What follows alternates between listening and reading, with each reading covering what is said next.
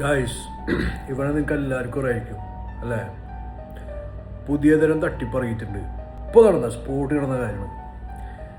ഇവൻ്റെ അക്കൗണ്ട് ഒരു fake account ആയിട്ടുണ്ട്. ആരോ ഏതോ ഒരു ഹിന്ദിക്കാരൻ ഒരു തന്തയില്ലാത്ത ഒരു മൊണ്ണ ഉണ്ടാക്കിയിട്ട് ഇവൻ്റെ ഏറ്റവും അടുത്ത സുഹൃത്താണ് ഞാൻ. എന്നിട്ട് എന്നോട് ഹിന്ദിയിൽ മെസ്സേജ് അയച്ചേക്കണ്. അക്കൗണ്ട് അവിടെ കൊടുക്കുക. തട്ടിപ്പ് എങ്ങനെയാണെന്ന് വെച്ചാൽ ഓൻ ആദ്യം മെസ്സേജ് അയക്കും, വിശേഷങ്ങൾ ചോദിക്കും, ഞാൻ എന്താ ചെയ്യണേന്ന് ചോദിക്കും.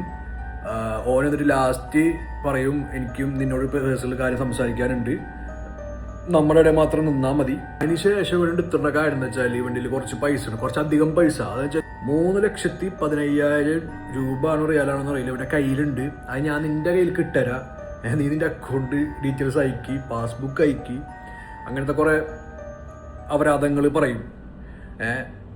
അപ്പോൾ അതെനിക്കറിയാം.